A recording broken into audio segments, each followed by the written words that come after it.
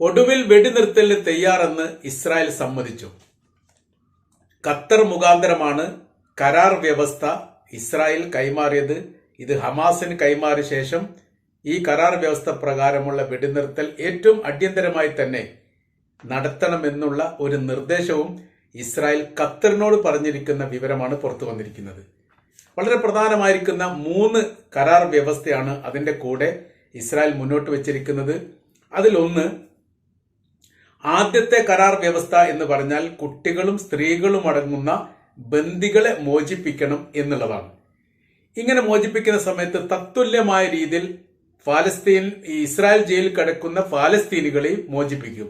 തത്തുല്യം എന്ന് പറഞ്ഞാൽ ഒരു ഇസ്രായേൽ ബന്ദിക്ക് ഇത്ര കണ്ട് ഫലസ്തീൻ ജയിലിൽ കിടക്കുന്നവർ എന്ന് മുൻപുള്ള കരാറിന്റെ അടിസ്ഥാനത്തിലുള്ള ഒരു ധാരണ ഖത്തറും ഈജിപ്തും അടക്കമുള്ള സംഘം ഉണ്ടാക്കുകയും ആ ധാരണയുടെ അടിസ്ഥാനത്തിലുള്ള മോചനം സാധ്യമാണ് എന്ന തരത്തിലാണ് ഇസ്രായേൽ ഖത്തറിനോട് പറഞ്ഞിരിക്കുന്നത്. അതോടൊപ്പം തന്നെ 6 ആഴ്ചത്തെ ഇടവേളയ്ക്ക് ശേഷം 2ാം ഘട്ട കരാർ വ്യവസ്ഥ ഉണ്ടാവും. അതിൽ പറയുന്ന കാര്യം 600 ട്രക്കുകളെങ്കിലും നിത്യേന ഗസയിലേക്ക് വന്നു പോകാനുള്ള അനുമതി ഈ 6 ആഴ്ചക്കിടയിൽ നൽകപ്പെടും. ആദ്യ ഘട്ടത്തിൽ തന്നെ അത് തുടരാവുന്നതാണ്. എന്നാൽ എന്ന് വെച്ചാൽ ദിവസം 600 ട്രക്കുകൾ എന്ന് പറഞ്ഞാൽ അത് ഭക്ഷ്യധാന്യങ്ങളായും വസ്ത്രമായും മരുന്നുകളായും അതോടൊപ്പം തന്നെ ടെന്റുകളും ഉണ്ട്. വീടില്ലാത്തവർക്ക് താൽക്കാലികപരമായ രീതിയിൽ വീടുണ്ടാക്കാനുള്ള ടെന്റുകൾ വ്യത്യസ്തമായിരിക്കുന്ന ലോകരാഷ്ട്രങ്ങൾ നൽകിയത് ഇപ്പോ ട്രക്കിൽ കഴിഞ്ഞുകൂടുകയാണ് റഫയുടെ അതിർത്തിയിൽ.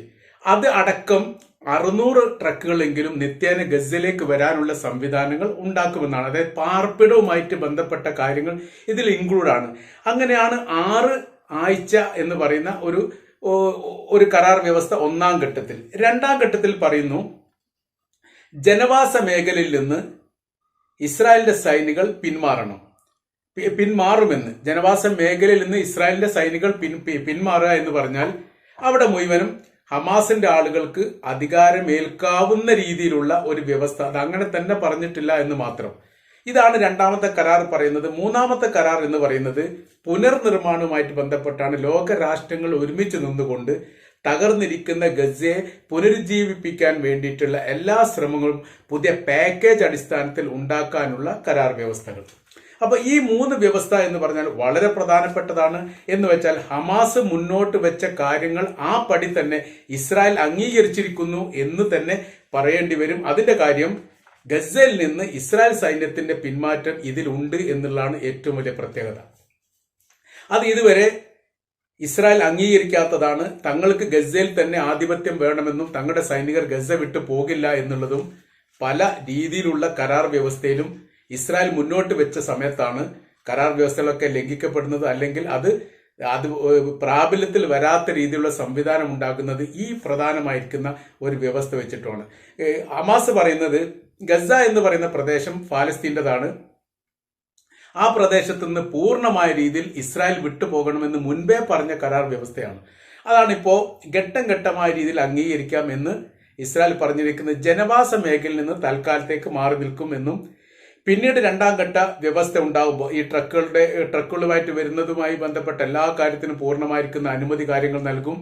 ആ വ്യവസ്ഥ പ്രകാരമുള്ള കാര്യങ്ങളൊക്കെ ചെയ്യാവുന്നതാണ് എന്ന തരത്തിലും പിന്നീട് അവസാന ഘട്ടം എന്ന് പറഞ്ഞാൽ ഈ പുനർനിർമ്മാണവുമായിട്ട് ബന്ധപ്പെട്ട കാര്യത്തിലേക്ക് നീങ്ങും. അങ്ങനെ 3 ഘട്ടമാണ് ഇതിൽ പ്രധാനമായിട്ട് പറയുന്നത്.